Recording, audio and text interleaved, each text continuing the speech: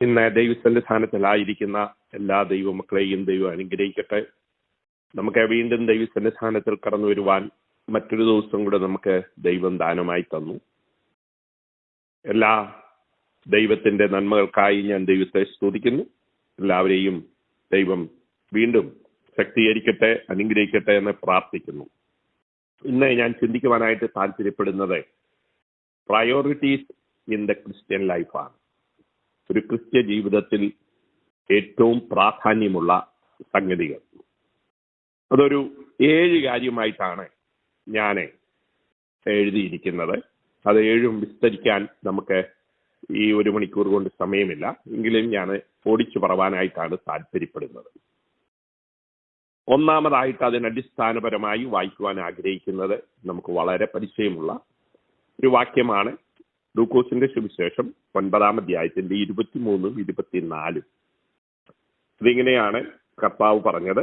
പിന്നെ അവൻ എല്ലാവരോടും പറഞ്ഞത്, എന്നെ അനുഗമിപ്പാൻ ഒരുത്തൻ ഇച്ഛിച്ചാൽ അവൻ തന്നെത്താൻ നിഷേധിച്ച് നാൾതോറും തന്റെ ക്രൂശ് എടുത്തുകൊണ്ട് എന്നെ അനുഗമിക്കട്ടെ. ആരെങ്കിലും തന്റെ ജീവനെ രക്ഷിപ്പാൻ ഇച്ഛിച്ചാൽ അതിനെ കളയും. എന്റെ നിമിത്തം ആരെങ്കിലും തന്റെ ജീവനെ കളഞ്ഞാലോ അതിനെ രക്ഷിക്കും.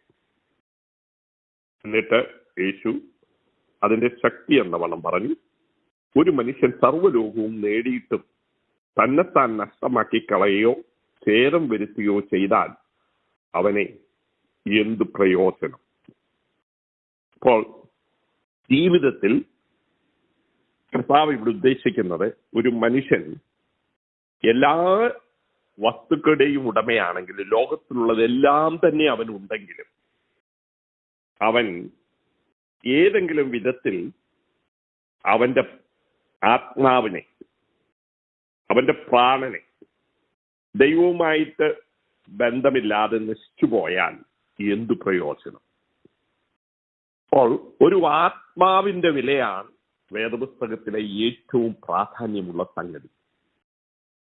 മനുഷ്യന്റെ ശരീരത്തിന് വിലയുണ്ട്, എന്നാൽ അത് മരിക്കുന്നിടം വരെ അതിന് പ്രാധാന്യമുള്ളൂ. മരിച്ചു കഴിയുമ്പോൾ പിന്നെ അതിന്റെ പേര് മാറും, ശവമെന്നാകും. ആ വ്യക്തിയുടെ പേരിൽ പിന്നെ അറിയുകയില്ല. അപ്പോൾ കർത്താവ് ഇവിടെ പറയുന്നത്, ഒരു മനുഷ്യൻ എന്തെല്ലാം ഈ ലോകത്തിൽ നേടിയാലും അവന്റെ ആത്മാവ് രക്ഷിക്കപ്പെടുന്നില്ലെങ്കിൽ, അവൻ തന്നെത്താൻ തന്റെ വാല്യൂ മനസ്സിലാക്കുന്നില്ലെങ്കിൽ, യേശുവിനെ അനുഗമിക്കുന്നില്ലെങ്കിൽ, യേശുവുമായിട്ടുള്ള ബന്ധത്തിൽ ആയിരിക്കുന്നില്ലെങ്കിൽ, അതൊരു ശൂന്യമായ ജീവിതമാണെന്നാണ് കർത്താവ് പറയുന്നത്. ഒരു പ്രയോജനവുമില്ലാത്ത ഒരു. അപ്പോൾ നമുക്ക് ചോദിച്ചേക്കാം, അതിനെ ഇത്ര പ്രാധാന്യം കൊടുക്കാൻ കാരണമെന്ത്? അതിന് 2 കാര്യമാണ് ഞാൻ നിങ്ങൾക്ക് ഉത്തരം നൽകുന്നത്. ഒന്ന്, ദൈവം ഈ പ്രാണനെ, ആത്മാവിനെ, ഇത്ര ജീവന്റെ വില ഉണ്ടെന്ന് മനസ്സിലാക്കി തരുന്നത് ദൈവരൂപത്തിലിരുന്ന ദൈവം രൂപത്തിലിരുന്ന കർത്താവ് മനുഷ്യനായതാണ് അതിന്റെ ഒന്നാമത്തെ നമ്മുടെ തെളിവ്. ഇത്രയും വില കൊടുക്കുവാൻ വേണ്ടി ദൈവം പ്ലാൻ ഇട്ടു. ഇതിന്റെ വില എത്ര ആണെന്നത്. 2, കാൽവറി ക്രൂശിലെ മരണമാണ്. യേശുവിന്റെ ജീവൻ കൊടുത്തിട്ട് നമുക്ക് വേണ്ടി ആ ജീവൻ നേടിയെടുക്കുകയാണ്. അപ്പൊ കാൽവറി ക്രൂശിലെ ദുരിതമെന്ന് പറയുന്നത് എത്ര വലുതാണ്. അത് സ്വമനസാൽ ഏറ്റെടുത്തുകൊണ്ട് ഈ ലോകത്തിലേക്ക് ഏറ്റവും താണ നിലവാരത്തിലുള്ള ഒരു കുടുംബത്തിൽ ജനിച്ച് സാധാരണക്കാരിൽ സാധാരണക്കാരനായി ജീവിച്ച് ഒരു ക്രിമിനലിനെ പോലെ ക്രൂസിൽ കണ്ട സ്നേഹം എന്തിനെ കാണിക്കുന്നു? നമ്മുടെ പ്രാണനെ, നമ്മുടെ ജീവനെ, നമ്മുടെ ആത്മാവിന് എത്ര പ്രാധാന്യം ദൈവം കൊടുത്തു എന്നുള്ളതാണ്. ദൈവം കൊടുത്ത ആ പ്രാധാന്യം നമുക്ക് മനസ്സിലാക്കാൻ വേണ്ടിയാണ് യേശു ഇത് പറഞ്ഞത്. സർവ്വലോകവും നേടിയിട്ട് ഒരു വ്യക്തി നശിച്ചു പോയാൽ ഒരു പ്രയോജനവുമില്ലെന്ന്. അപ്പോൾ ലോകത്തിലെ ഏറ്റവും വലിയ കാര്യം ദൈവം കണ്ടത് മനുഷ്യന്റെ ആത്മാവാണ്. ആ ആത്മാവ് രക്ഷ പ്രാപിപ്പാൻ ദൈവം വെച്ച മാർഗം വേദപുസ്തകത്തിൽ കൂടെ യേശു ക്രിസ്തുവിൽ കൂടെയാണ്. ആ യേശു ഇവിടെ പറയുകയാണ്, ഒരു മനുഷ്യൻ യേശുവിനെ അനുഗമിക്കണമെങ്കിൽ അവൻ തന്നെത്താൻ ത്യജിക്കണമത്രേ. അതാണ് ഒന്നാമത്തെ എൻ്റെ കാര്യം, പ്രയോറിറ്റി. അവന്റെ സുഖ സൗകര്യങ്ങൾ, അവന്റെ പേരും പെരുമയും, അവൻ്റെതായ എല്ലാം ഇത് കർത്താവിന്റെ സന്നിധാനത്തിൽ അർപ്പിച്ചാൽ മാത്രമേ കഴിയുകയുള്ളൂ.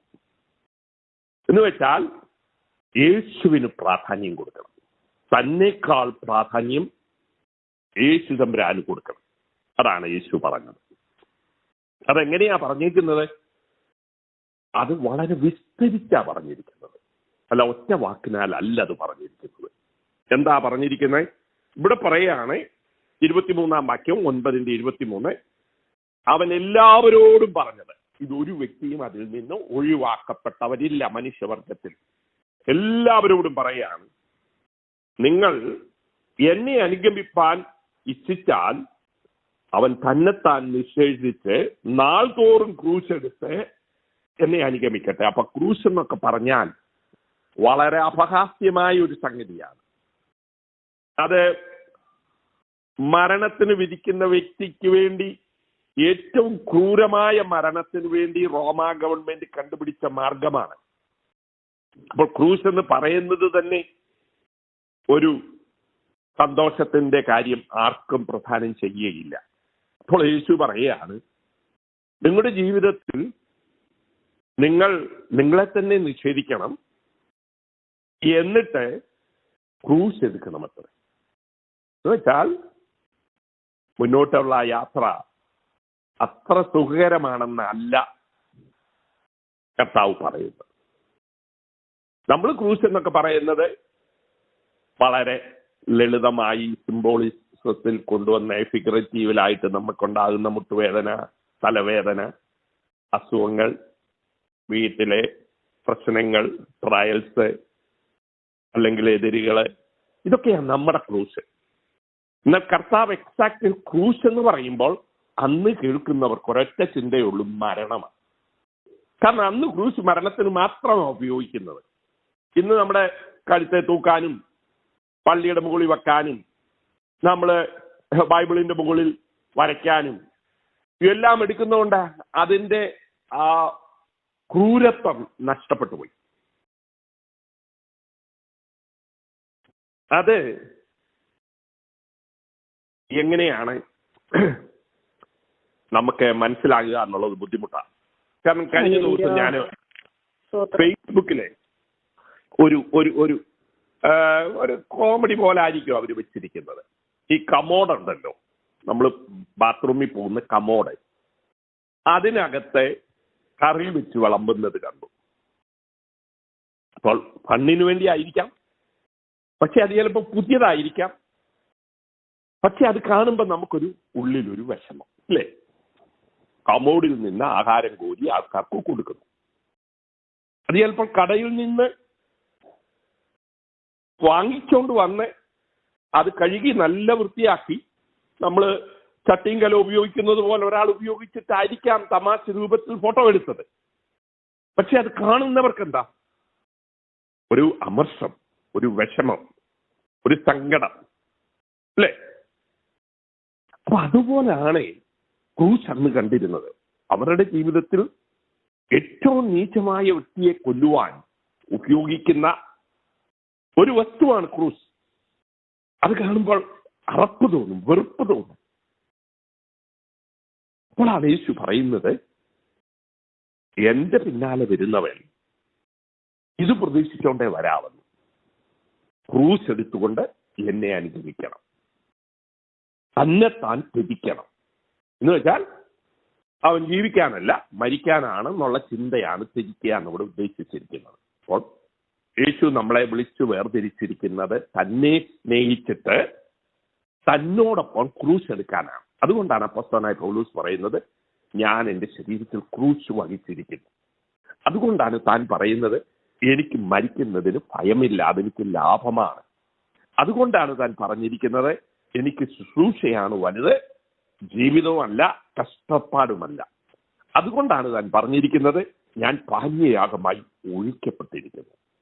അതുകൊണ്ടാണ് പത്രോസ് പറയുന്നത്, കർത്താവ് പറഞ്ഞതുപോലെ എന്നെ കൊല്ലുവാനുള്ള സമയമായി, അതുകൊണ്ട് ഞാൻ ഇത് ഓർപ്പിക്കുന്നു. അപ്പോൾ യോഹന്നാനിൽ കൂടെ ദൈവം എന്തോ പറയുന്നത്, സർദീസ് സഭയോടെ, നിനക്കിനിയും 10 ദിവസം കൂടി ഇനിയും കഷ്ടതയുണ്ട്, മരണപര്യന്തം വിശ്വസ്തനായിരിക്കും. അപ്പോൾ ഈ മരണം എന്നുള്ളത് കർത്താവ് കാണിച്ചു തന്നിരിക്കുക. ക്രൂശ് എന്ന് പറയുന്നത് മരണമാണ്. അതെടുത്തുകൊണ്ട് എന്തോ ചെയ്യണം, ദിവസം തോറും, അല്ല ഒരു ദിവസത്തെ അനുഭവമല്ല, എല്ലാ ദിവസവും എന്നെ അനുഗമിക്കണം. ആരെങ്കിലും അതിൽ നിന്ന് രക്ഷപ്പെടാൻ നോക്കിയാൽ, അങ്ങനെയാണ് അവിടെ പറഞ്ഞിരിക്കുന്നത്, ജീവനെ രക്ഷിപ്പാൻ ഇച്ഛിച്ചാൽ അതിനെ കളയും. അവിടെ കൊണ്ട് കർത്താവ് നിർത്തിയില്ല. 14-ാം അധ്യായത്തിൽ വരുമ്പോൾ അതിന്റെ 26 മുതൽ വായിക്കാം, ലൂക്കോസിന്റെ സുവിശേഷം. അപ്പോൾ ആദ്യം എന്താ ചെയ്യേണ്ടത്, ഞാൻ ക്രൂശ് കൊടുത്തുകൊണ്ട് യേശുവിന്റെ പിന്നാലെ എന്നെ തന്നെ ത്യജിച്ചിട്ട്, അല്ലെങ്കിൽ കർത്താവിനെ സ്നേഹിച്ചിട്ട്. 14-ാം അധ്യായത്തിന്റെ 26-ാം വാക്യം, ലൂക്കോസിന്റെ സുവിശേഷം. ഇടയ്ക്ക് ചോദിക്കരുത്, ഇത് റെക്കോർഡ് ചെയ്തതാണ്. ഓക്കെ. അപ്പോൾ 26-ാം വാക്യത്തിൽ പറയാണ്, എന്റെ അടുക്കൽ വരികയും അപ്പനെയും അമ്മയെയും ഭാര്യയെയും മക്കളെയും സ്വന്തം ജീവനെയും കൂടെ സഹിക്കാതിരിക്കുകയും ചെയ്യുന്നവനെ എന്റെ ശിഷ്യനായിരിക്കാൻ കഴിയുകയില്ല. തന്റെ ക്രൂശ് എടുത്തുകൊണ്ട് എന്റെ പിന്നാലെ വരാത്തവനും എന്റെ ശിഷ്യനായിരിക്കാൻ കഴിയുകയില്ല.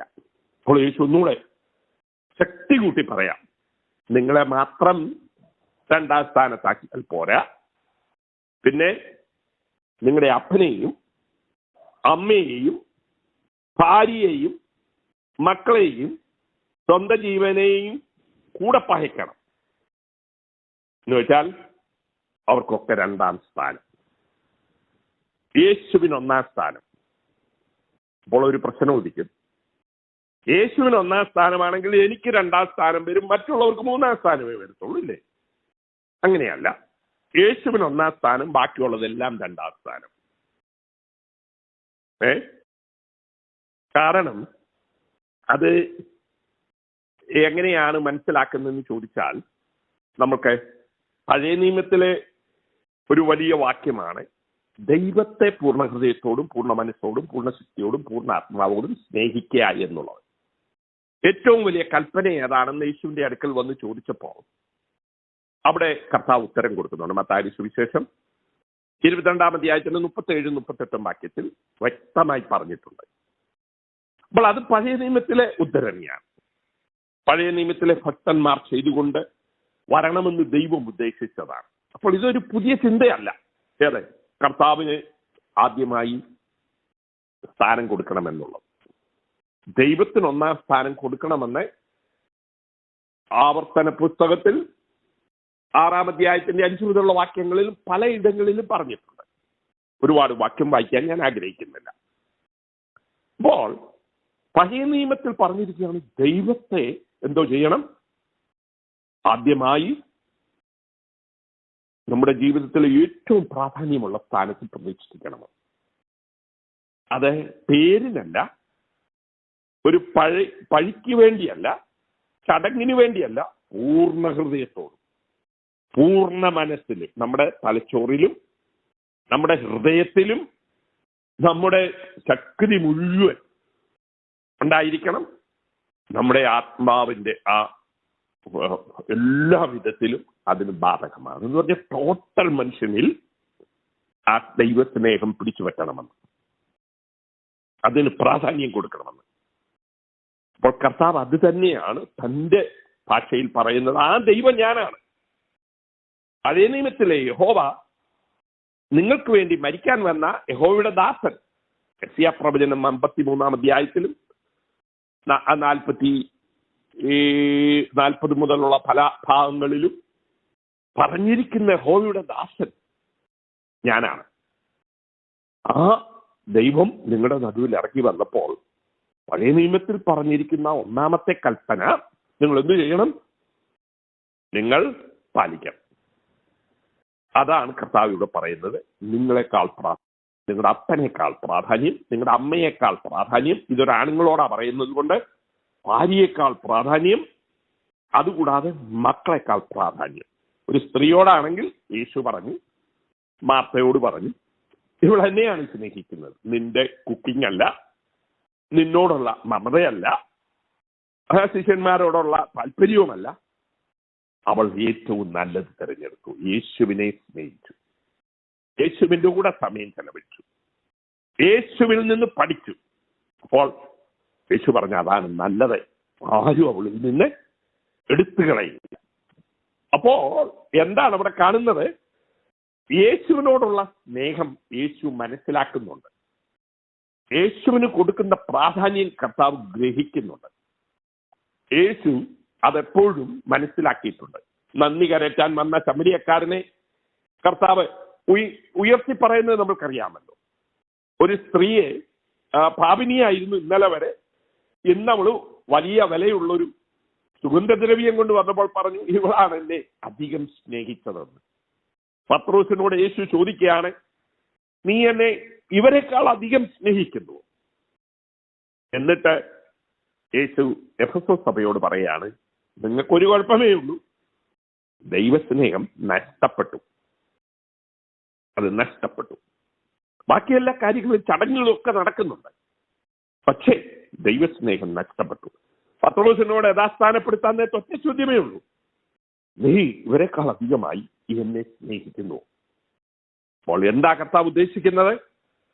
തന്നേക്കാൾ അധികമായി, തന്റെ മാതാപിതാക്കളെക്കാൾ അധികമായി, തന്റെ ഭാര്യയേക്കാൾ അല്ലെ സ്പൗസിനേക്കാൾ അധികമായി, മക്കളെക്കാൾ അധികമായി സ്നേഹിക്കണം. ഇനി ഒരു വാക്യം കൂടെ ഉണ്ട്, അതിന്റെ 33-ാം വാക്യം, 14-ാം അധ്യായത്തിന്റെ 33. എന്നിട്ട് പറയാണ്, നിങ്ങൾക്ക് എന്റെ ശിഷ്യനായിരിക്കണമെങ്കിൽ നിങ്ങളെക്കാൾ അധികം, നിങ്ങളുടെ ബന്ധുമിത്രാദികളെക്കാൾ അധികം, അതുകൂടാതെ നിങ്ങൾക്കുള്ളത് എല്ലാ വസ്തുക്കളെക്കാൾ അധികം, അങ്ങനെ തന്നെ നിങ്ങളിൽ ആരെങ്കിലും തനിക്കുള്ളതൊക്കെയും വിട്ടുപിരിയുന്നില്ല എങ്കിൽ അവൻ എന്റെ ശിഷ്യനായിരിക്കാൻ കഴിയുകയില്ല. ഉപ്പ് കാരമില്ലാതെ പോയാൽ എന്തോന്നുകൊണ്ട് അതിനെ രസം വരും. ആരെങ്കിലും അവനവന്റെ വസ്തുക്കളെ, തനിക്കുള്ളതിനെ അധികം സ്നേഹിച്ചാൽ ഉപ്പിന്റെ കാരം നഷ്ടപ്പെട്ടതുപോലെയാണ് പറയുന്നത്. എന്നാ യേശു പറയുന്നത് ചുരുക്കമതാ. പിന്നെ അതിനെ വളർത്തിനു പോലും കൊള്ളത്തില്ല. നമ്മുടെ ദൈവസ്നേഹം വിട്ടുപോയാൽ ഉപ്പിന് കാരമില്ലാത്ത, പുറത്ത് ഭംഗിയൊക്കെയുണ്ട്, വെളുപ്പൊക്കെയുണ്ട്, അല്ലെങ്കിൽ ഉപ്പാണെന്ന് പറയും, പക്ഷെ അതിന് ഉപ്പിന്റെ രുചിയില്ലാതെ വന്നാൽ എന്തിനു കൊള്ളാമോ അത്രേ കൊള്ളത്തുള്ളെന്നാണ് യേശു തമ്പുരാൻ പറയുന്നത്. നമ്മളൊന്ന് നോക്കിക്കേ, യേശു പറയാണ്, നിങ്ങളുടെ ആത്മാവ് വളരെ വലുതാണ്, ഞാൻ നിങ്ങൾക്ക് വേണ്ടി മരിക്കുവാൻ വന്നതാണ്. അപ്പോൾ നിങ്ങൾ എനിക്ക് വേണ്ടി എന്ത് ചെയ്യണം? സ്നേഹിച്ചിട്ട് നിങ്ങളെക്കാൾ അധികമായി, നിങ്ങളുടെ പ്രിയപ്പെട്ടവരെക്കാൾ അധികമായി, നിങ്ങളുടെ വസ്തുവകയേക്കാൾ അധികമായി എന്നെ സ്നേഹിക്കുകയും എന്റെ പിന്നാലെ ക്രൂശ് എടുത്തുകൊണ്ട് വരികയും ചെയ്താൽ മാത്രമേ എന്റെ ശിഷ്യനായിരിക്കാൻ കഴിയുകയുള്ളൂ. അത് കൂടെ പറയാൻ എന്റെ ശിഷ്യനായിരിക്കാൻ കഴിയുള്ളൂ. ഒന്നാമത്തേതെന്താ? കർത്താവിനെ അധികം സ്നേഹിക്കുകയും അവന്റെ പിന്നാലെ ക്രൂശ് എടുത്തുകൊണ്ട് വരികയും ചെയ്യാം. അത് വല്ലപ്പോഴും ഉള്ള പരിപാടിയല്ല, ഡെയിലിയാണ്. എല്ലാ ദിവസവും അത് ചെയ്യണമെന്ന് കർത്താവ് പലയിടങ്ങളിൽ പറഞ്ഞിട്ടുണ്ട്. സമയത്തിന്റെ കുറവുകൊണ്ട് ഞാൻ ആ വാക്യങ്ങൾ എല്ലാം വായിക്കുവാനായിട്ട് താല്പര്യപ്പെടുന്നില്ല. അപ്പോൾ ദൈവത്തിന് പ്രാധാന്യം കൊടുത്ത് ക്രൂശിനെ എടുത്തുകൊണ്ട് കർത്താവിനെ സ്നേഹിച്ച് നാം ക്രിസ്ത്യ ജീവിതം ചെയ്യുന്നതാണ് ക്രിസ്ത്യ ജീവിതത്തിലെ ഏറ്റവും പ്രാധാന്യമുള്ള ഒന്നാമത്തെ കാര്യം. രണ്ടാമത്തെ കാര്യം കർത്താവ് തന്നെ പറഞ്ഞു. മത്തായിയുടെ സുവിശേഷം 6-ാം അധ്യായത്തിന്റെ 34-ാം വാക്യം, മുന്നമേ എന്നാ പറഞ്ഞിരിക്കുന്നത് അല്ലേ? എല്ലാത്തിൻ്റെയും മുന്നിൽ എന്താണുള്ളത്? ദൈവവും ദൈവരാജ്യവും അതിൻ്റെ നീതിയും. അതില്ല എങ്കിൽ പിന്നീട് എന്തില്ല? കർത്താവെ, അതിന് നമ്മുടെ നന്മകൾ, നമുക്കുള്ള സന്തോഷങ്ങൾ ദൈവസന്നിധാനത്തിൽ നിന്ന് ലഭിക്കണമെങ്കിൽ കർത്താവ് പറയാണ്, മുന്നമേ ദൈവത്തിൻ്റെ രാജ്യവും നീതിയുമാണ് നിങ്ങൾ അന്വേഷിക്കേണ്ടത്, ബാക്കിയൊക്കെ അതോടൊപ്പം വരും. എങ്ങനെയാ പറഞ്ഞിരിക്കുന്നത്? 33 വാക്യമാണ്. Seek first the kingdom of God. അല്ലേ? നിങ്ങളെ ദൈവരാജ്യം അന്വേഷിക്കണം. ദൈവരാജ്യം അന്വേഷിക്കുമ്പോൾ അവിടെ ദൈവരാജ്യത്തിന്റെ ഒരുപാട് കാര്യങ്ങൾ അതിൻ്റെ കൂടെ വരും. ദൈവരാജ്യത്തിലെ കർത്താവ് ആദ്യം പറഞ്ഞത്, നിന്റെ രാജ്യം വരണമെങ്കിൽ നിന്റെ ഇഷ്ടമാണ്. അവിടെ ദൈവത്തിന്റെ ഇഷ്ടമാണെങ്കിൽ പിന്നീട് ആദ്യം പറഞ്ഞ പ്രിൻസിപ്പിളിലേക്ക് പോവുക, നമ്മൾ രണ്ടാമതാകുക. പിന്നെ ദൈവരാജ്യത്തിന് ചില നീതിയുണ്ട് അത്ര. അത് മത്തായി സുവിശേഷം 5 മുതൽ 7 വരെ കർത്താവ് കുറച്ചൊക്കെ വെളിപ്പെടുത്തി. അവിടെ പറഞ്ഞിരിക്കുന്നത് നിങ്ങളെ ഈ കൺക്ലൂഷനായി ഒറ്റ വാചകം കൊണ്ട് അത് മനസ്സിലാക്കി. ദൈവനീതി എന്ന് പറയുന്നത് നിങ്ങളുടെ സ്വർഗീയ പിതാവ് സൽഗുണപൂർണനായിരിക്കുന്നത് പോലെ നിങ്ങളും സൽഗുണപൂർണരാകും. അതാണ് ആ നീതിയുടെ ചുരുക്കം. ഒറ്റ വാചകത്തിൽ പറഞ്ഞാൽ നമ്മളും ദൈവത്തിന്റെ സ്വഭാവത്തിന് കൂട്ടാളിയാകുവാൻ വിളിച്ചു എന്ന് പത്രോസ് പറഞ്ഞിരിക്കുന്നത് ദൈവ സ്വഭാവമുള്ളവരായി തീരുക എന്നുള്ളതാണ്. അപ്പോൾ ദൈവ സ്വഭാവം എന്താ? ദൈവത്തിന്റെ സ്വഭാവം സ്വർഗത്തിൽ കേൾക്കുന്ന ശബ്ദം, അവൻ പരിശുദ്ധൻ, പരിശുദ്ധൻ, പരിശുദ്ധൻ. അല്ലേ? അപ്പോൾ നമ്മള് ദൈവരാജ്യം എന്നുദ്ദേശിക്കുമ്പോൾ ദൈവഹിതവും, ദൈവഹിതം എന്നുദ്ദേശിക്കുമ്പോൾ കർത്താവ് വെളിപ്പെടുത്തി തന്ന കാര്യങ്ങളും, അതിൻ്റെ നീതി എന്ന് പറയുമ്പോൾ അവിടെ നടക്കേണ്ടുന്നതായ പ്രവൃത്തികളാണ്. അവിടെ നമ്മുടെ ജീവിതത്തിൽ നാം മനസ്സിലാക്കേണ്ടത്, നാം ദൈവത്തിൻ്റെ സ്വഭാവത്തോടെ ആവശ്യപ്പെടുവാൻ ദൈവം നമ്മെ വിളിച്ച് വേർതിരിച്ചിരിക്കുക. ദൈവം നമ്മെ വേർതിരിച്ചിരിക്കുമ്പോൾ സ്വർഗത്തിൽ കേൾക്കുന്ന നീ സത്യവാൻ, നീതിമാൻ, നിത്യമായി ജീവിക്കുന്നവനല്ല, അതൊക്കെ നല്ല കാര്യം. അവൻ പരിശുദ്ധൻ, പരിശുദ്ധൻ, പരിശുദ്ധൻ. യേശുവിനെ കുറിച്ച് പിശാചുക്കൾ എന്താ വിളിച്ചു പറഞ്ഞേ?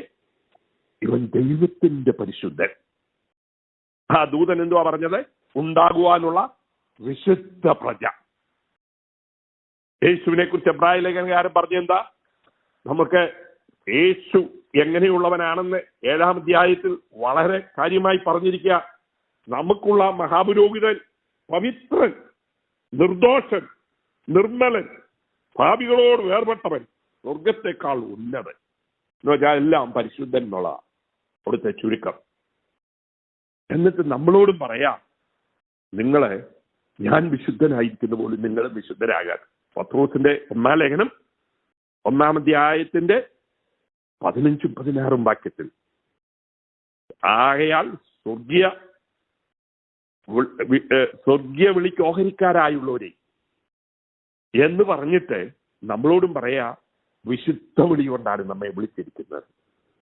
നമ്മെ വിളിച്ചിരിക്കുന്നത് വിശുദ്ധ വിളിയുണ്ട്. പത്രോസ് പറയുന്നത് വിശുദ്ധ ജനം എന്നാണ് പൊതുവെ പറഞ്ഞിരിക്കുന്നത്. അപ്പോസ്തലനായ പൗലോസും ബാക്കിയുള്ളവരിൽ ലേഖനം എഴുതുമ്പോൾ സഭയിലുള്ള വിശുദ്ധന്മാർക്ക് എഴുതുന്നത്. നമ്മളെക്കുറിച്ച് കർത്താവ് ഉദ്ദേശിക്കുന്നത് ക്രൂശെടുത്തുകൊണ്ട് നടക്കുമ്പോൾ ദൈവരാജ്യത്തിന്റെ പ്രാധാന്യം കൽപ്പിച്ച് ദൈവത്തെ കണ്ടുകൊണ്ട്, ദൈവ സ്വഭാവം കണ്ടുകൊണ്ട് നാം വിശുദ്ധരായിരിക്കാൻ. എഫേസ്യ ലേഖനം 1-ാം അധ്യായത്തിന്റെ 4-ാം വാക്യത്തിൽ പറഞ്ഞിരിക്കുന്നത്, ലോകസ്ഥാപനത്തിനു മുമ്പേ നമ്മെ തെരഞ്ഞെടുത്തത് നാം വിശുദ്ധരും നിഷ്കളങ്കരുമാകേണ്ടതിന്. അങ്ങനെ ഒരുപാട് വാക്യമുണ്ട്. അപ്പോൾ നമ്മുടെ ലക്ഷ്യം എന്താണ്? നാം വിശുദ്ധരായിരിക്കണം. അതിന്റെ കാരണം എന്താ? ദൈവഹിതം ആണത്, ദൈവരാജ്യത്തിന്റെ വ്യവസ്ഥയാണത്.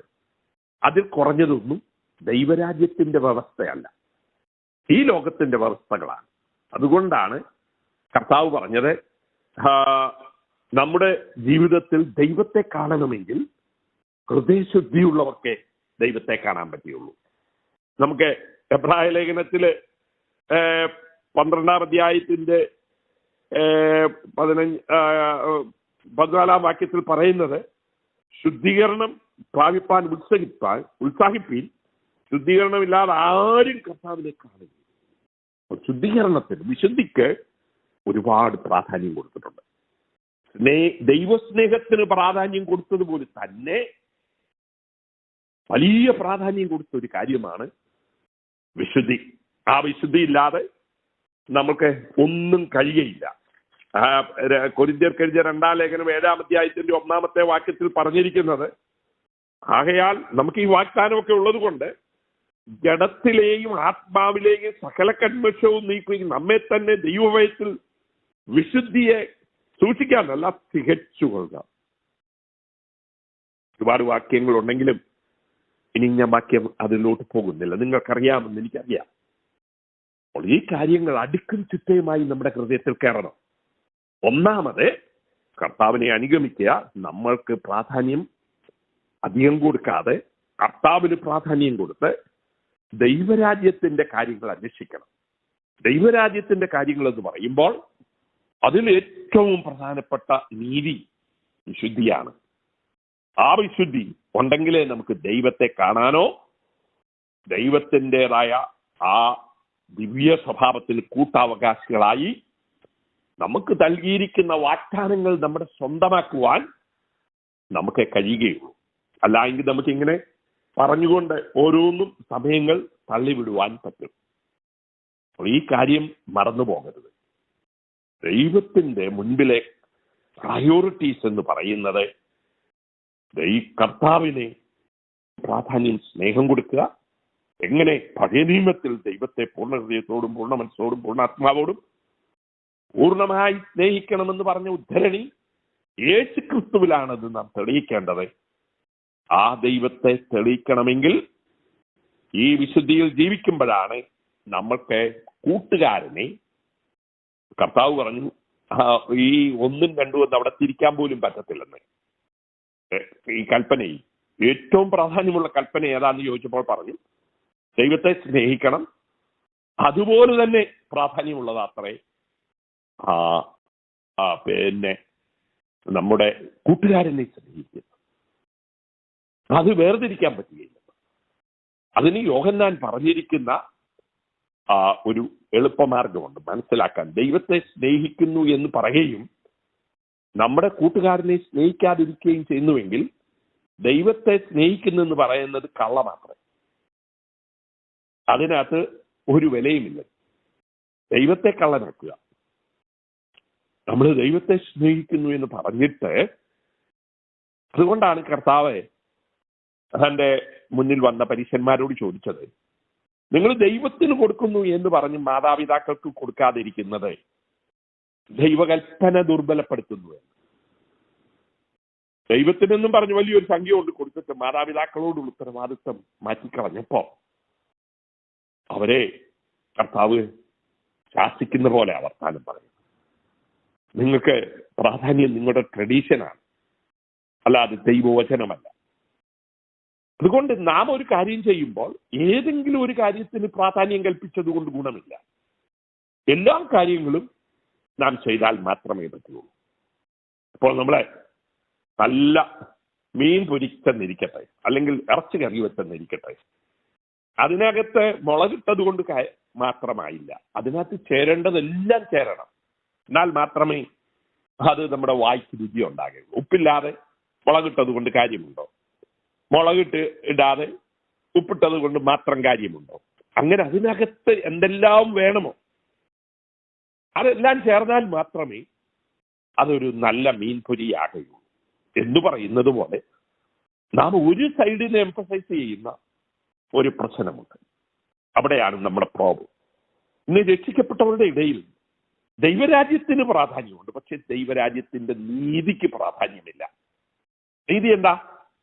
കർത്താവ് പറഞ്ഞ വ്യവസ്ഥകൾ, ജീവിത ശൈലികൾ, നമ്മുടെ വാക്കുകൾ, നമ്മുടെ കോണ്ടക്റ്റുകൾ, നമ്മുടെ പെരുമാറ്റങ്ങൾ, നമ്മുടെ മെന്റാലിറ്റി, നമ്മുടെ അപ്രോച്ച്, നമ്മുടെ റിയാക്ഷൻ, നമ്മുടെ എല്ലാവിധമായ ജീവിത ശൈലികൾ, ഇതിനെല്ലാം പ്രാധാന്യം കർത്താവ് കൽപ്പിക്കുന്നുണ്ട്. ചെറിയ വാക്കുകൾ പോലും, നിസ്സാര വാക്കിന് പോലും പ്രാധാന്യം കൽപ്പിക്കുന്നു. വെള്ളം കൊടുക്കുന്നതിന് പ്രാധാന്യം കൽപ്പിക്കുന്നു. പ്രവാചകൻ എന്ന് വെച്ച് ഒരു ഗ്ലാസ് വെള്ളം കൊടുത്താൽ പ്രതിഫലം കിട്ടാതെ പോകയില്ല. രോഗിയെ വിസിറ്റ് ചെയ്യുന്നത് കർത്താവ് പ്രാധാന്യമായി കണ്ടു. ഒരാൾക്ക് തുണി കൊടുത്താൽ അതിന് പ്രാധാന്യമായി കണ്ടു. ഈ എളിയവർക്ക് ചെയ്തത് എനിക്ക് ചെയ്തു എന്നാ കർത്താവ് പറഞ്ഞത്. അപ്പോൾ നാം ചെറുതെന്ന് വിചാരിക്കുന്നത് പോലും കർത്താവ് വലുതായി കണ്ടിട്ട്, അത് കാരണം ദൈവനീതിയാണ്, അല്ലേ? ദൈവത്തിന്റെ നീതിയെക്കുറിച്ച് ഒരുപാട് വേദപുസ്തകത്തിൽ പറഞ്ഞിട്ടുണ്ട്. ആ ദൈവനീതി നമ്മുടെ ജീവിതത്തിൽ വേണം. ആണ് ഒന്നാമത് കർത്താവിന് പ്രാധാന്യമുള്ള സ്നേഹം. രണ്ടാമത് ഇവിടെ പറഞ്ഞിരിക്കുന്ന ദൈവരാജ്യത്തെ.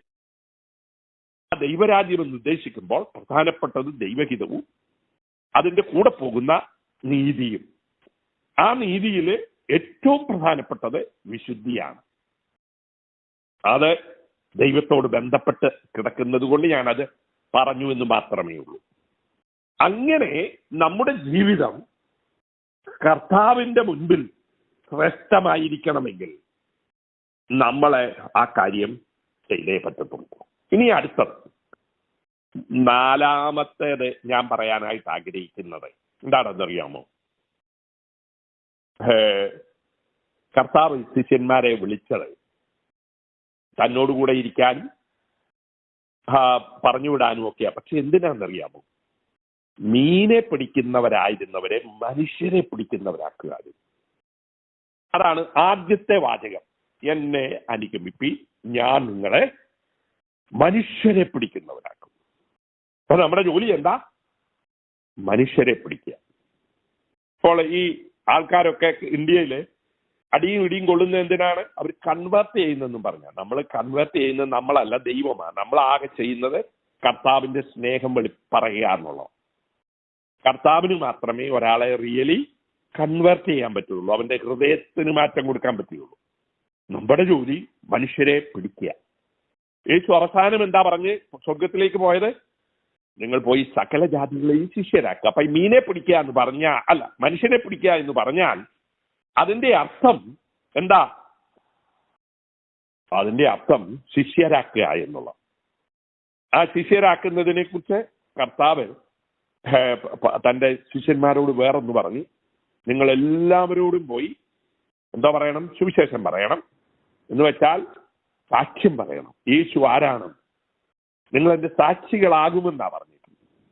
പരിശുദ്ധാത്മാവ് നിങ്ങൾക്ക് വരുമ്പോൾ നിങ്ങൾക്ക് അതിനുള്ള ശക്തി ഉണ്ടായിട്ട് നിങ്ങൾ യെരുശലേം തുടങ്ങി ലോകത്തിന്റെ അവസാനം എവിടെ പോയാലും നിങ്ങൾ എന്റെ സാക്ഷികൾ ആകണമെന്നല്ല, ആകും എന്നാ പറഞ്ഞു. എന്ന് വെച്ചാൽ അത് അതിന്റെ പാക്കേജിലാ. അതൊരു ഈ പരിശുദ്ധാത്മാവ് വന്നാൽ ആദ്യം ചെയ്യുന്നത് നമുക്ക് ഈ കർത്താവിനെ കുറിച്ച് സാക്ഷ്യം പറയാന്നുള്ള.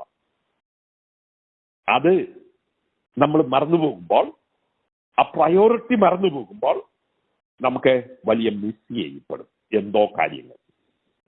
ദൈവത്തിന്റെ പദ്ധതിയാണ്. അവരെ മനുഷ്യനെ പിടിക്കാൻ ആണ് വിളിക്കുന്നത്. സ്വർഗത്തിലേക്ക് പോകുമ്പോൾ പറയുന്നത് അത് ശിഷ്യരാക്കാനായിട്ടാണ്. ശിഷ്യരാക്കുന്നതിന്റെ പ്രാധാന്യം വലിയതാണ്. ഞാൻ ആദ്യം പറഞ്ഞു എന്താണ് ശിഷ്യരാകുക എന്നുള്ളതിന്റെ ഒരു കാര്യം. ഈ ശിഷ്യരാകുന്നവരെ അവരുടെ മുഖമുദ്ര സ്നേഹമായിരിക്കണമെന്ന് യോഹന്നാന്റെ സുവിശേഷം 13-ാം അധ്യായത്തിന്റെ അവസാന ഭാഗത്ത് കർത്താവ് പറഞ്ഞു, നിങ്ങൾ അന്യോന്യം സ്നേഹിക്കുന്നത് കാണുമ്പോൾ നിങ്ങൾ എന്റെ ശിഷ്യന്മാരെന്ന് ലോകമറിയും. അങ്ങനെ അപ്പോൾ നമ്മളുടെ ജീവിതശൈലിയാണ് ആ സാക്ഷ്യത്തിന്റെ മറു സൈഡ്. ഒരു സൈഡ് നമ്മുടെ വാക്കുകൊണ്ട് പറയുക, മറ്റേത് നമ്മുടെ ജീവിതത്തിന്റെ ശൈലി, നമ്മുടെ ഇടപാടുകൾ, നമ്മുടെ സംസാരം, നമ്മളുടെ അപ്രോച്ച്. കർത്താവ് ഒരു വാക്ക് പറഞ്ഞത് നമ്മൾ ഓർത്തിരിക്കണം. രോഗിക്കാണ് വൈദ്യനെ കൊണ്ട് ആവശ്യം. ഞാൻ നീതിമാന്മാരെ അല്ല പാപികളെ അത്രേ ചേർക്കാൻ വന്നത്. നിങ്ങൾക്ക് വേണ്ടുന്നത് ചടങ്ങുകളല്ല, പിന്നെന്താണ്? കരുണയും ദൈവത്തിന്റെ മുൻപിൽ ഏറ്റവും വലുത് കരുണയും സ്നേഹവും ഒക്കെയാണ്, അല്ലേ? നിങ്ങൾ ബാക്കി ദശാംശവും കാര്യങ്ങളും ഒക്കെ കൊടുക്കുന്നു, പക്ഷെ നിങ്ങൾക്ക് മിസ് ചെയ്യുന്നത് എന്താണെന്ന് കർത്താവ് പറഞ്ഞു. നിങ്ങൾക്ക് കരുണയില്ല, നിങ്ങൾക്ക് മറ്റുള്ളവരോട് ദയയില്ല, കെയറിങ് ഇല്ല. അപ്പോൾ അതൊക്കെ ഉണ്ടെങ്കിലേ ഈ സുവിശേഷം പറയാൻ പറ്റുകയുള്ളൂ. അല്ലാതെ നമ്മള് ഈ എല്ലാ വിശുദ്ധന്മാരെയും കൊണ്ട് മാത്രം നമ്മൾ വിചാരിക്കുകയാണ്, നമുക്ക് ആ ആൾക്ക് വിശുദ്ധിയില്ല, അതുകൊണ്ട് ആളെ സഹിക്കാൻ പറ്റുകയില്ല. ഒരു മീനെ പിടിച്ചുകൊണ്ടുവരുമ്പോൾ അതിന് പുറത്ത് ഒന്നീ തൊലി കാണും, അല്ലെങ്കിൽ അതിന് ചെതുമ്പല് കാണും, അതിൻ്റെ നാറ്റമുണ്ട്. അത് പിടിച്ചുകൊണ്ട് വരുമ്പോൾ ഒറ്റ ദിവസം കൊണ്ട് നമുക്ക് ആ മീനെ വേണേൽ ക്ലീൻ ചെയ്തെടുക്കാം, പക്ഷെ മനുഷ്യനെ അങ്ങനെ ക്ലീൻ ചെയ്യാൻ പറ്റുകയില്ല. അവരവരുടേതായ വീക്ക്നെസ് ഒക്കെ കാണിക്കും. അതാണ് കൊരിന്ത്യർ ലേഖനത്തിൽ കാണുന്നത്. അപ്പോസ്തലൻ എഴുതുന്നത്, നിങ്ങൾക്ക് ദൈവം കൃപാവരങ്ങളൊക്കെ കൊടുത്തു, പക്ഷെ അവരുടെ ജീവിതത്തിൽ ഒരുപാട് പ്രശ്നമുണ്ട്. ആ പ്രശ്നം പിന്നെ ഓരോന്നോരോന്ന് അവർക്ക് പറഞ്ഞു കൊടുക്കുകയാണ്. ഇങ്ങനെ ചെയ്താൽ ഇന്ന കുഴപ്പമുണ്ടാകും, അതുകൊണ്ട് അത് മാറണം. അപ്പോൾ ഈ ലോകത്തിലുള്ള മനുഷ്യരെ നമ്മൾക്ക് എല്ലാവരും അങ്ങ് വിശുദ്ധരായതുകൊണ്ട് അവരോട് കൂട്ടായ്മ മാത്രമേ പുലർത്താവൂ എന്ന് പറയുന്നത് നമുക്കെവിടെ അബദ്ധം പറ്റിയില്ല. നമ്മളെ എന്താക്കിയാണ് ദൈവം വെച്ചിരിക്കുന്നത്? ലോകത്തിന്റെ വെളിച്ചമായിട്ടാണ്, ഭൂമിയുടെ ഉപ്പായിട്ടാണ്. അപ്പൊ അവിടെ നമ്മൾ ഉപ്പായിരിക്കണം, അവിടെ നമ്മൾ വെളിച്ചമായിരിക്കണം. എവിടെ നമ്മൾ ശോഭിക്കണം? ഈ വക്രതയും കോട്ടവുമുള്ള തലമുറയുടെ നടുവിൽ അനന്യരും പരമാർത്ഥികളുമായിരിക്കണം. അവരെയെല്ലാം വിട്ടിട്ട് നമ്മൾ ഒതുങ്ങിക്കൂടി ഞങ്ങള് വിശുദ്ധരാണ് എന്ന് പറഞ്ഞ് അവരുമായി സംസർഗമില്ലെങ്കിൽ ആരെയും നമുക്ക് പിടിക്കാൻ പറ്റില്ല. നമുക്ക് ലോകത്തിലുള്ളവർ നമ്മുടെ കൂട്ടുകാരായി അങ്ങ് ക്ലോസ് ആകണമെന്നല്ല ഞാൻ പറഞ്ഞത്. അവരുമായി ബന്ധമുണ്ടെങ്കിൽ അവരെ ക്ഷണിക്കാനും അവരെ കർത്താവിലേക്ക് അടുപ്പിക്കുവാനും കഴിയും. നമുക്ക് ലോകത്തിൽ അധികം കൂട്ടുകാരില്ല, അവരെ ക്ഷണിക്കാൻ പറ്റുന്നില്ല. നിങ്ങളുടെ വീട്ടിലൊരു പ്രയർ വെച്ചാൽ വിളിച്ചുകൊണ്ട് വരാൻ 10 പേരില്ല. കാരണം എന്താണെന്നറിയോ? ഈ പരീശന്മാരുടെ സ്വഭാവമാണ്. യേശു പറഞ്ഞു, അവൻ പാപികളുടെ കൂട്ടുകാരൻ എന്ന് അറിയപ്പെട്ടത്. അവൻ രോഗികളുടെ അടുക്കലാണ് പോയത്. അവൻ നീതിമാന്മാരെ അല്ല തിരഞ്ഞെടുക്കാൻ വന്നത്. നമുക്ക് ആ പ്രിൻസിപ്പിൾ മാറിപ്പോയി. നമ്മള് വിശുദ്ധന്മാരെല്ലാം കൂടെ ഒന്നിച്ചിരിക്കണം, മറ്റോരോടൊന്നും മിണ്ടരുത്, അവരുമായി ഇടപെടരുത്. അങ്ങനെയല്ല. യേശു തമ്പുരാൻ എങ്ങനെയായിരുന്നു? അവൻ കുഷ്ഠരോഗിയെ തൊട്ടപ്പോൾ കുഷ്ഠ ഇങ്ങോട്ട് പകരുകയല്ലായിരുന്നു, അവന്റെ വിശുദ്ധി അങ്ങോട്ട് പോകുകയായിരുന്നു. രക്തം വാർന്നു വന്ന സ്ത്രീയെ തൊട്ടപ്പോൾ അവന് അശുദ്ധനാകുകയല്ലായിരുന്നു, അവളുടെ പ്രശ്നത്തിന് പരിഹാരം വരികയായിരുന്നു. യേശു അങ്ങനെയായിരുന്നു എങ്കിൽ നമ്മുടെയും ജീവിതത്തിൽ കർത്താവ് കാണിച്ചെന്ന മാതൃക നമുക്ക് എവിടെയോ മിസ് ചെയ്തു. അപ്പോൾ എന്റെ വിഷയം എന്താണ്? മനുഷ്യരെ പിടിച്ച് ശിഷ്യന്മാരാക്കുക എന്നുള്ളത്. ശിഷ്യരാക്കുമ്പോൾ നമ്മൾക്ക് അവരുമായി അടുത്ത ബന്ധം വേണം. അവരാരെ പോലെ ആകണം? പൗലൂസ് പറഞ്ഞതുപോലെ, ഞാൻ ക്രിസ്തുവിന്റെ അനുകാരിയായിരിക്കുന്നത് പോലെ നിങ്ങൾ എന്റെ അനുകാരിയാകാൻ നമുക്ക് ചിലത് കാണിച്ചു കൊടുക്കാൻ വേണം. എന്താ? നമ്മൾക്ക് ക്രിസ്തുവിന്റെ എന്തെങ്കിലും കുറച്ച് സ്വഭാവം വേണം. കരുണയും സ്നേഹവും താഴ്മയും അങ്ങനെയുള്ള ദൈവം ശ്രേഷ്ഠമെന്ന് കാണുന്ന കുറെ ഗുണവിശേഷങ്ങൾ നമുക്ക് വേണം. എന്നാൽ മാത്രമേ മറ്റുള്ളവർ നമ്മെ കണ്ടിട്ട് കർത്താവിനെ കാണുകയുള്ളൂ. അത് കഴിഞ്ഞിട്ട് ഏറ്റവും പ്രാധാന്യമുള്ള മറ്റൊരു വിഷയം, അപ്പോസ്തലനായ പൗലോസും പത്രോസും യേശു തമ്പുരാനും നമുക്ക് വ്യക്തമായി തന്നു. യേശു പറഞ്ഞു, എനിക്ക് മറ്റു പട്ടണങ്ങളിലും പോകണം, ഞാൻ ഇവിടെ തന്നെ ഇരിക്കാൻ പറ്റത്തില്ല. ജനങ്ങളെല്ലാം വന്ന് തന്നെ തടുത്തോടനെ താൻ പറയുകയാണ്, എനിക്കിവിടെ തന്നെ ഇരുന്നാൽ പോരാ, മറ്റു പടം ഇതിനായിട്ടല്ലോ ഞാൻ കടന്നു വന്നത്. യേശു പറഞ്ഞു, യേശുവിനെ കുറിച്ച് പറഞ്ഞിരിക്കുന്നു, നിന്റെ ഇഷ്ടം ചെയ്യുവാൻ ഞാൻ പ്രിയപ്പെടുന്നു. യേശു ആ പിതാവിന്റെ ഇഷ്ടം ചെയ്യുന്നതാണ് എന്റെ ആഹാരമെന്ന്. അപ്പോൾ കർത്താവ് എന്തോ ചെയ്തു? തനിക്കൊരു ലക്ഷ്യമുണ്ടായിരുന്നു, തനിക്കൊരു മിനിസ്ട്രി ഉണ്ടായിരുന്നു. അതിന് അവൻ ചുറ്റി നടന്നു എന്നാ പറഞ്ഞിരിക്കുന്നത്. നന്മ ചെയ്തും ചുറ്റി നടന്നു, രോഗികളെ സൗഖ്യമാക്കി, മരിച്ചവരെ ഉയർപ്പിച്ചു, കുഷ്ഠരോഗികളെ ശുദ്ധീകരിച്ചു. അപ്പോൾ യേശു എന്ത് ചെയ്തു? ഒരു ലക്ഷ്യം തനിക്കുണ്ടായി. ആ ലക്ഷ്യപ്രാപ്തി പ്രാപിക്കണമെന്ന് തനിക്ക് ആഗ്രഹമുണ്ടായി. വളരെ വ്യക്തമായി താൻ പറഞ്ഞു, എന്റെ മേൽ പരിശുദ്ധാത്മാവുണ്ട്, ദൈവം എന്നെ അഭിഷേകം ചെയ്തിരിക്കുന്നത് കൊണ്ട് ഞാൻ ഇന്നതൊക്കെ ചെയ്യും. അപ്പോൾ വളരെ ക്ലിയർ ആയിട്ടൊരു മിനിസ്ട്രി തനിക്കുണ്ടായിരുന്നു. പൗലോസ് അതാ പറയുന്നത്, എന്നെ വിശ്വസ്തനെന്നുള്ളി ശുശ്രൂഷയ്ക്കാക്കി. ആ ശുശ്രൂഷ കഷ്ടപ്പെടുവാൻ മാത്രമല്ല, മരിക്കേണ്ടി വന്നാലും ആ ശുശ്രൂഷ സ്വീകരിക്കണമെന്നേ എനിക്കുള്ളൂ. എന്നിട്ട് താൻ പറയുന്നു, ഞാനെല്ലാം തികച്ചു. അപ്പോൾ നമുക്ക് എന്താണ് ചെയ്യേണ്ടതെന്ന് അറിയണം. നമ്മുടെ ശുശ്രൂഷ എന്താണെന്ന് അറിയണം. ഓരോരുത്തർക്കും ഓരോ ശുശ്രൂഷയാണ്. ശരീരത്തിൽ പല അവയവങ്ങളുണ്ട്. ആ അവയവങ്ങൾ ഓരോന്നും അതിൻ്റെതായ ഫങ്ഷൻ ചെയ്യണം. മുടിയുടെ ഫങ്ഷൻ ചെയ്യണം. അതിന് വലിയ വിലയൊന്നും നമ്മൾ കൊടുക്കാറില്ല. പക്ഷെ മുടിയില്ലാതെ ഒന്ന് നോക്കിക്കേ, പെട്ടെന്നൊന്ന് പൊഴിഞ്ഞു പോയി. അപ്പോൾ എന്തെല്ലാം വിഷമോ. ഈ ക്യാൻസർ വരുന്നവർ ചികിത്സ എടുക്കുമ്പോൾ അവരുടെ മുടി പൊഴിയുമ്പോൾ അവർക്ക് ക്യാൻസറിനേക്കാൾ വലിയ വിഷമമാണ് മുടി പൊഴിഞ്ഞു പോയതിലുള്ള സങ്കടം. അപ്പൊ ഒരു ചെറിയ സാധനം എങ്കിലും അത് അതിന്റെ സ്ഥാനത്തില്ലെങ്കിൽ ബുദ്ധിമുട്ടാണ്. നഖമില്ലാതെ ഒന്ന് ഇരുന്നോട്ടെ, തൊടുന്നതെല്ലാം താങ്ങും. കൊച്ചതാ, വിലയില്ല. നമ്മുടെ കാലയിൽ ഒരു നഖം ഒന്ന് പോയി, പിന്നെ തൊടുമ്പോഴൊക്കെ അതായിരിക്കും താങ്ങുന്നത്, വിഷമിക്കുന്നത്, വേദനിക്കുന്നത്. എല്ലാത്തിനും അതിൻ്റെതായ പ്രാധാന്യമുണ്ട്. അതുകൊണ്ട് നമ്മുടെ റോള് നാം മനസ്സിലാക്കണം. എനിക്കെന്താ റോളെന്ന്. പെന്തക്കോസ്തിൽ വന്നിരിക്കുന്ന ഒരു പ്രോബ്ലം ഉണ്ട്. എന്താണെന്നറിയാമോ? എല്ലാവർക്കും അങ്ങ് പാസ്റ്ററാകണം, പ്രസംഗിക്കണം. ഈ കോവിഡ് വന്ന ശേഷം പിന്നെ അങ്ങ് പ്രസംഗവും ഉപദേശവും മാത്രമാണ്. എന്നാൽ കർത്താവ് പ്രസംഗിക്കാൻ വിട്ട ആരെയാണെന്നറിയാമോ? താൻ വിളിച്ച് തൻ്റെ കൂടെ പഠിപ്പിച്ച് തൻ്റെ കൂടെ ഇരുത്തി എന്നിട്ട് പറഞ്ഞു വിടുകയായിരുന്നു. എന്നിട്ടും പറഞ്ഞു, നിങ്ങൾ പരിശുദ്ധാത്മാവൂടെ പ്രാപിച്ചിട്ടേ പോകാമെന്ന്, അല്ലാതെ എങ്ങും പോകണ്ടാന്ന്. ഇതിപ്പോൾ വാളെടുക്കുന്നവനെല്ലാം വിളിച്ചപ്പാട് ആകെ ഒന്നേ അറിയത്തുള്ളൂ, പ്രസംഗിക്കുക, പാസ്റ്ററാകുക. അത് മാത്രമല്ല, അവിടെ തന്നെ 5 ഉപദേശങ്ങൾ കാര്യം പറഞ്ഞിട്ടുണ്ട്. ചിലർ അപ്പോസ്തലനാണ്, ചിലർ പ്രവാചകനാണ്, ചിലർ ഇവാഞ്ചലിസ്റ്റാണ്, ചിലർ പാസ്റ്ററാണ്, ചിലർ പഠിപ്പിക്കുന്നവനാണ്. 5 റോളുണ്ടെന്ന് കർത്താവ് പൗലോസിൽ കൂടെ എഫെസോസുകാരോട് പറഞ്ഞു. അത് കൃപയാണ്. അപ്പോൾ കുറഞ്ഞത് അത്രയിലും വേണമല്ലോ. പിന്നെ കൃപയുടെ കൂട്ടത്തിൽ പറഞ്ഞിട്ടുണ്ട്, ദാനം ചെയ്യുക, പ്രബോധിപ്പിക്കുക, കൊടുക്കുക, ശുശ്രൂഷിക്കുക, ഇങ്ങനെ ഒരുപാട് കൃപകളുണ്ട്. അപ്പോൾ ഏത് കൃപയാണ് എന്റേതെന്ന് നമുക്ക് എങ്ങും എത്താൻ പറ്റത്തില്ല. അത് കണ്ടുപിടിക്കാൻ കർത്താവും നിന്നിൽ വസിക്കുന്ന ദൈവാത്മാ, നീ വായിക്കുന്ന ദൈവവചനവും നിന്നെ സഹായിക്കും. പിന്നെ നിനക്കുള്ള കൃപയെക്കുറിച്ച് നീ പോകുന്ന സഭയ്ക്ക് അത് വെളിപ്പെടും. അപ്പോൾ നമ്മുടെ കൃപ കണ്ടെത്തണം. നമുക്ക് ഓരോരുത്തർക്കും കൃപയുണ്ട്. ചിലർക്ക് പ്രാർത്ഥിക്കാനായിരിക്കും, ചിലർക്ക് പാടാനായിരിക്കും, ചിലർക്ക് പ്രസംഗിക്കാനായിരിക്കും, ചിലർക്ക് പഠിപ്പിക്കാനായിരിക്കാം, ചിലർക്ക് കൊടുക്കാനായിരിക്കാം, ചിലർക്ക് ഒരാൾക്ക് ഒരു നല്ല വാക്ക് പറയുന്നതായിരിക്കാം.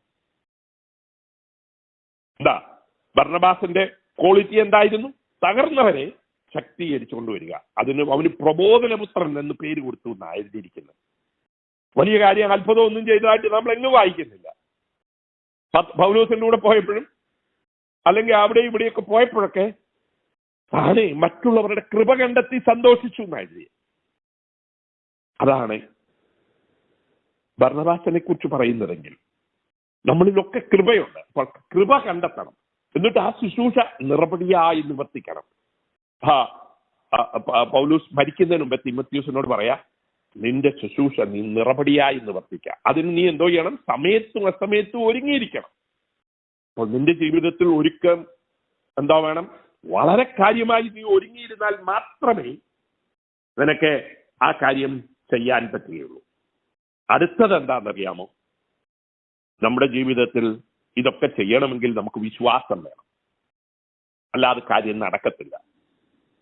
വിശ്വാസമില്ല എങ്കിൽ നാം നടക്കുന്നത് കാഴ്ചയാലല്ല, വിശ്വാസത്താലാണ് പറയും. അത് കഴിഞ്ഞിട്ട് പറയാണ്, ഈ വിശ്വാസം കൂടാതെ ആർക്കും ദൈവത്തെ പ്രസാദിപ്പിക്കാൻ കഴിയത്തില്ല. ഈ വിശ്വാസത്താലാണ് നമ്മുടെ പ്രാർത്ഥന നമുക്ക് ലഭിക്കുന്നത്. അപ്പോൾ 3 കാര്യം വെറുതെ നോക്ക്. വിശ്വാസത്തിൽ ഒരുപാട് കാര്യമുണ്ട്. എന്നിട്ട് 1, ദൈവത്തെ പ്രസാദിപ്പിക്കണമെങ്കിൽ നമുക്ക് വിശ്വാസം വേണം. 2, നമ്മുടെ ജീവിതം നമ്മൾ കണ്ടിട്ടല്ല, വിശ്വാസത്താലാണ്. 3, നമുക്ക് എന്താ വേണം? പ്രാർത്ഥന. വിശ്വാസത്തോടുകൂടിയ പ്രാർത്ഥന രോഗിയെ സൗഖ്യമാക്കുമെന്ന്. വിശ്വാസം നമുക്ക് നമ്മുടെ ജീവിതത്തിൽ അതിപ്രാധാന്യമുള്ള ഒരു സംഗതിയാണ്. ഈ വിശ്വാസം എങ്ങനെയാണ് ലഭിക്കുന്നത്? ഈ വിശ്വാസം ലഭിക്കുന്നത് ദൈവവചന കേൾവിയാൽ മാത്രമാണ്. ദൈവം ഇങ്ങനെ ചെയ്തു, ഇന്നും ചെയ്യും, നാളെയും ചെയ്യും. അതിന് ദൈവവുമായിട്ടുള്ള ബന്ധമാണ് ആ വിശ്വാസം വർദ്ധിപ്പിക്കുന്ന രണ്ടാമത്തെ കാര്യം. രണ്ടാമത്തെ കാര്യം എന്താ? ഇപ്പോൾ ഞാൻ എൻ്റെ ഭാര്യയോട് പറഞ്ഞിട്ട് പോവാ, ഞാൻ ഇന്നടത്ത് പോവാ, എനിക്ക് വരുമ്പോൾ ഇന്നത് ചെയ്തു വെക്കണം. ഞാൻ പോയപ്പോഴെല്ലാം ഇങ്ങനെ വിളിച്ചു ചോദിക്കാറില്ല, നീ അത് ചെയ്യുന്നുണ്ടോ, നീ ചെയ്യുന്നുണ്ടോ എന്ന്. എൻ്റെ ഭാര്യയിൽ എനിക്കൊരു വിശ്വാസമുണ്ട്. ഞാൻ വരുമ്പോഴത്തേന് അത് ചെയ്തു വെക്കുമെന്ന് എനിക്ക് ഉറപ്പുണ്ട്. അതുപോലെ എൻ്റെ ഭാര്യ എന്നോട് എന്തെങ്കിലും പറഞ്ഞിട്ട് പോയാൽ, നമ്മൾ മറന്നുപോയാൽ അത് ചിലപ്പം സംഭവിച്ചേക്കും. അല്ലെങ്കിൽ നമ്മളത് കാര്യമായി ഏറ്റെടുക്കും. അപ്പോൾ അന്യോന്യം വിശ്വാസത്തിന്റെ കാരണം ഞാൻ പറയുന്നത് ചെയ്യുമെന്നുള്ളത് എനിക്ക് എൻ്റെ ഭാര്യയിലുള്ള ഉത്തമ ബോധ്യമാണ്. അതിന്റെ അടിസ്ഥാനം ഞങ്ങൾ തമ്മിലുള്ള ബന്ധമാണ്. വഴക്കുണ്ടാക്കിക്കൊണ്ടിരുന്നാൽ ഞാൻ പറഞ്ഞത് ചെയ്യുമെന്ന് എന്താ ഉറപ്പ്? ഭാര്യയൊക്കെ അതാണ് വിശ്വാസം വർദ്ധിക്കാനുള്ള രണ്ടാമത്തെ കാര്യം. എന്താ വിശ്വാസം വർദ്ധിക്കാൻ? കർത്താവുമായിട്ടുള്ള അഭേദ്യ ബന്ധം. ആ ബന്ധം എത്ര വലുതാകുമോ അവിടെ നമുക്ക് 100% ഉറയ്ക്കാം. അപ്പോൾ ഞാൻ നാട്ടിലേക്ക് ഈ വരുന്ന തിങ്കളാഴ്ച പോവുകയാണ്. അപ്പോൾ എൻ്റെ ഒരു സ്നേഹിതൻ പറഞ്ഞിട്ടുണ്ട് എന്നെ എയർപോർട്ടിൽ വന്ന് കൂട്ടിക്കൊണ്ട് പോകാമെന്ന്. എനിക്കവിടെ വലിയ റിലേറ്റീവ്സ് ഒന്നുമില്ല. അപ്പൊ ഞാൻ ഒരിക്കലേ പറഞ്ഞുള്ളൂ, കാരണം ആ കൂട്ടുകാരനുമായിട്ട് എനിക്ക് നല്ല ബന്ധമുണ്ട്. ഇനി ഞാൻ വിളിച്ചു പറയാ നീ വരണ്ട എന്ന് പറഞ്ഞാൽ മാത്രമേ പുള്ളി വരാതിരിക്കുകയുള്ളൂ. അല്ലെങ്കിൽ പുള്ളി വരും. ഞാൻ കൂടെ ചോദിക്കുമൊന്നുമില്ല. അത് ഭാര്യയല്ല, ബന്ധമൊന്നുമല്ല, പക്ഷെ ഒരു കൂട്ടുകാരനാണ്.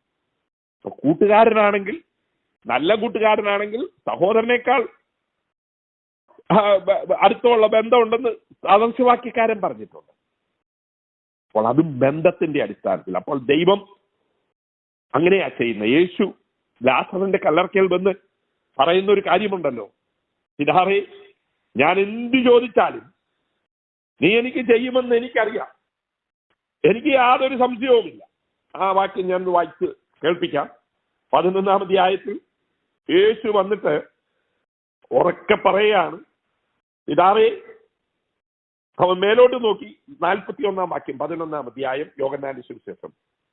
മേലോട്ട് നോക്കി, പിതാവേ, നീ എന്റെ അപേക്ഷ കേട്ടതിനാൽ ഞാൻ നിന്നെ പുകഴ്ത്തുന്നു, നീ എപ്പോഴും എന്റെ അപേക്ഷ കേൾക്കുന്നു എന്ന് ഞാൻ അറിയുന്നു. 42-ാം വാക്യം, 41-ഉം 42-ഉം. മുകളിൽ നോക്കിയിട്ട് പറയാണ്, എന്റെ അപേക്ഷ കേട്ടിരിക്കുന്നു, നീ എപ്പോഴും എന്റെ അപേക്ഷ കേട്ടിരിക്കുന്നു എന്ന് ഞാൻ അറിയുന്നു. എന്തുകൊണ്ടാ? ആ ബന്ധം. കർത്താവ് പറയാണ്, അവന് പ്രസാദമുള്ളത് ഞാൻ ചെയ്യുന്നത് കൊണ്ട് അവൻ എന്നെ ഏകനായി വിട്ടിട്ടില്ല. അപ്പോൾ ദൈവത്തെ പ്രസാദിപ്പിക്കണമെങ്കിൽ വിശ്വാസം വേണം. ആ പ്രസാദം കൊണ്ട് നമുക്കൊരു ബന്ധമുണ്ടാകും. ആ ബന്ധം കൊണ്ട് നമുക്ക് വിശ്വാസത്തിൽ കാര്യങ്ങൾ ചെയ്യാൻ കഴിയും. അതാണ് ക്രിസ്ത്യ ജീവിതത്തിൽ അത്യന്താപേക്ഷിതമായി വിശുദ്ധി കഴിഞ്ഞാൽ പിന്നെ ഏറ്റവും പ്രാധാന്യമുള്ള സംഗതി വിശ്വാസമാണ്. അതുകൊണ്ടാണ് പൗലോസ് കൊരിന്ത്യരോട് പറയുന്നത്, നിങ്ങൾ വിശ്വാസത്തിലാണോ നിൽക്കുന്നതെന്നൊന്ന് പരിശോധിച്ച് നോക്കാൻ. അല്ലേ? എനിക്ക് തോന്നുന്നു 13-ാം അധ്യായത്തിന്റെ 5-ാം വാക്യത്തിലാണെന്ന് തോന്നുന്നു. നിങ്ങൾ വിശ്വാസത്തിലാണോ എന്ന് ഒന്ന് ശോധന ചെയ്യാം. ഇല്ല, നമുക്ക് വിശ്വാസി എന്നൊക്കെ പേരുണ്ട്, പക്ഷെ വിശ്വാസം എവിടെ കിടക്കുന്നു എന്ന് ഓരോരുത്തരും പരിശോധിച്ച് നോക്കുക. വിശ്വാസം എന്ന് പറയുന്നതിന്റെ ഏറ്റവും നല്ല ഡെഫിനിഷൻ അപ്പോസ്തലനായ പൗലോസ് ആണെന്ന് വിചാരിക്കുന്നു. എബ്രായ ലേഖനം എഴുതിയത്. അദ്ദേഹം പറയുന്നു, എന്താ? ആശിക്കുന്നതിന്റെ ഉറപ്പും കാണാത്ത കാര്യം കൂടെ നിശ്ചയം. കാണുന്നതല്ല, കാണാത്ത കാര്യം കൂടെ നിശ്ചയം. അവിശ്വാസം കൂടാതെ ആർക്കും ഒന്നും ലഭിക്കുകയില്ല ദൈവത്തിൽ നിന്ന്. എന്താ യാക്കോബ് പറഞ്ഞിരിക്കുന്നത്? സംശയമുള്ളവൻ ഒന്നും പ്രാപിക്കുന്നില്ലെന്ന്. എന്റെ വാക്കല്ല, കർത്താവിന്റെ സഹോദരനായ യാക്കോബിന്റെ വാക്കാണ്. അവിശ്വാസത്തോട് വരുന്നവന് ഒന്നും പ്രാപിക്കണമെന്ന് യാതൊരു ഗ്യാരണ്ടിയുമില്ല. പിന്നെ കർത്താവിന്റെ കരുണ കൊണ്ടോ കൃപ കൊണ്ടോ മനസ്സലിവ് കൊണ്ടോ വിശ്വസ്തത കൊണ്ടോ നാം അവിശ്വസ്തരായി പാർത്താലും അവിശ്വസ്തനായി പാർക്കുന്നു. അവന്റെ സ്വഭാവം ത്യജിക്കാൻ കഴിയാത്തത് കൊണ്ട് എന്തെങ്കിലും കിട്ടിയാൽ കൊള്ളാമെന്ന്. അപ്പോൾ നോക്കുകയോ, ഏറ്റവും പ്രാധാന്യമുള്ള മറ്റൊരു കാര്യമാണ് വിശ്വാസം. അതൊക്കെ നിങ്ങൾക്കറിയാം, അതുകൊണ്ട് ഞാൻ അങ്ങോട്ട് പോകുന്നില്ല. അടുത്തത്, നമ്മുടെ ജീവിതം എന്തായിത്തീരണം? മുഴുവൻ ടോട്ടലി ദൈവത്തിന് മഹത്വം കരയറ്റുന്നതായിരിക്കണം. പ്രയോറിറ്റി എനിക്ക് മഹത്വം വരാനല്ല, എന്നെ ഉയർത്താനുമല്ല.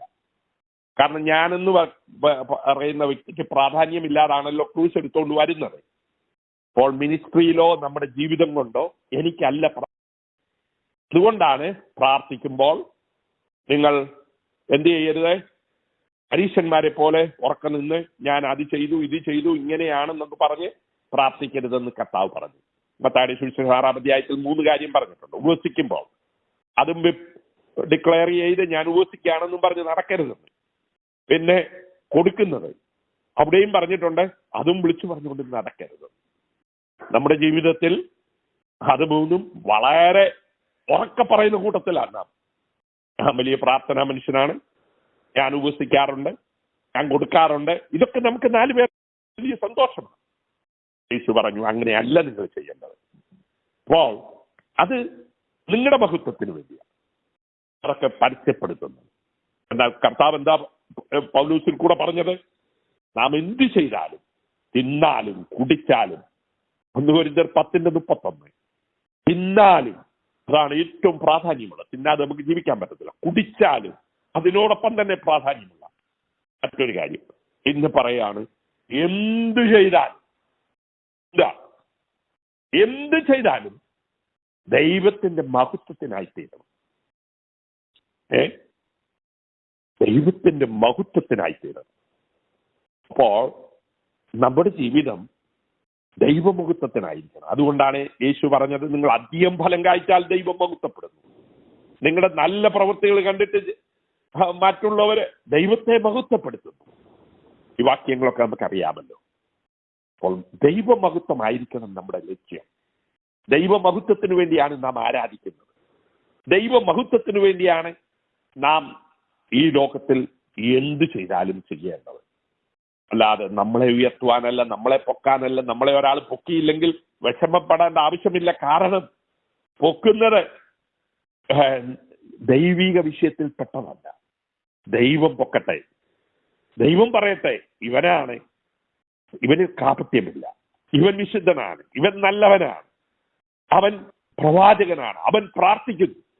അനനിയാസ്, അയ്യോ ദൈവമേ, ഈ ശൗല് കൊള്ളരുതാത്തവനാണ്, എന്നെ അങ്ങോട്ട് പറഞ്ഞു വിടല്ലെന്ന് പറഞ്ഞപ്പോൾ ദൈവം എന്താ പറഞ്ഞെന്നറിയാമോ?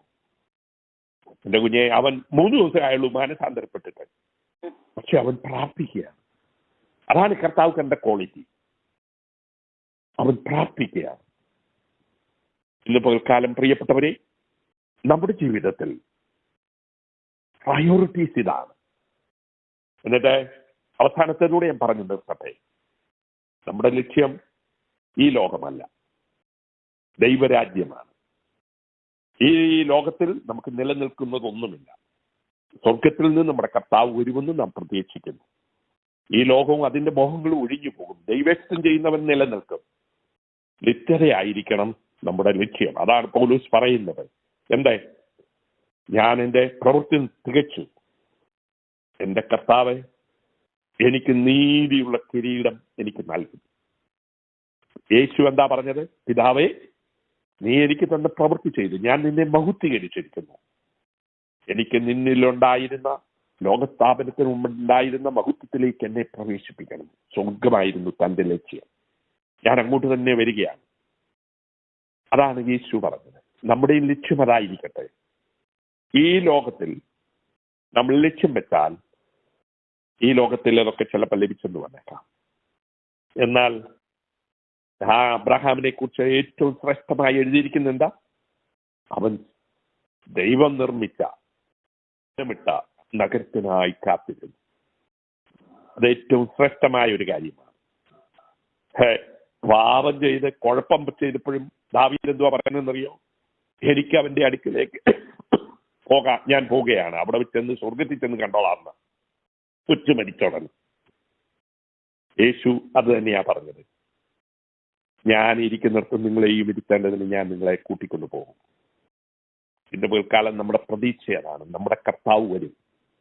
അവൻ ഇരിക്കുന്നിടത്ത് നാം അവനോടൊപ്പം ഇരിക്കുമെന്ന് മാത്രമല്ല, അവരെ കാണുമ്പോൾ നാം അവനോട് സദൃശ്യന്മാരാകും. അതാണ് നമ്മുടെ ലക്ഷ്യം, അൾട്ടിമേറ്റ് ലക്ഷ്യം.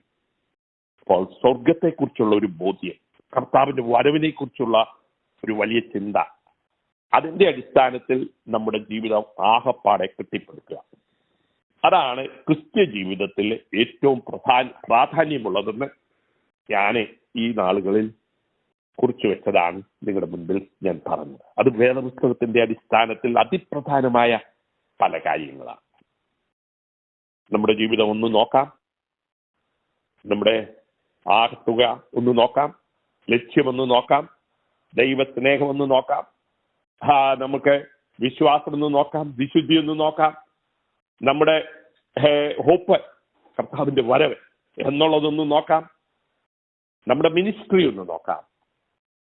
നമ്മുടെ ജീവിതത്തിൽ കർത്താവിനെ അനുദിനം അതിപ്രാധാന്യം കൊടുത്ത് അവന്റെ പിന്നാലെ ചെല്ലുന്നത് നോക്കാം.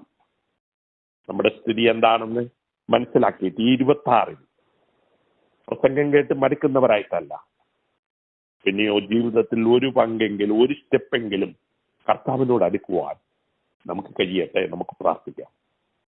പ്രിയ കർത്താവേ, അങ്ങയുടെ പുത്രൻ ഈ ലോകത്തിൽ വന്ന് ഞങ്ങൾക്ക് കാണിച്ച മാതൃക, നിന്റെ അപ്പോസ്തലന്മാർ ഞങ്ങളെ പഠിപ്പിച്ചത് നിന്റെ വചനത്തിൽ വളരെ സ്പഷ്ടമായി എഴുതിയിരിക്കുന്നത്, അതിൽ അഗാധമായ കാര്യങ്ങൾ ഉണ്ടായിരിക്കെ ഞങ്ങളീ വെറും പുറത്തുള്ള ആ പെരിഫറലായിട്ടുള്ള ഉള്ളില്ലാത്ത ഒരു ക്രിസ്ത്യ ജീവിതം ചെയ്യാതെ കഴമ്പുള്ള ഘനമുള്ളവരായി തീരുവാൻ ഞങ്ങളെ പ്രാപ്തരാക്കണം.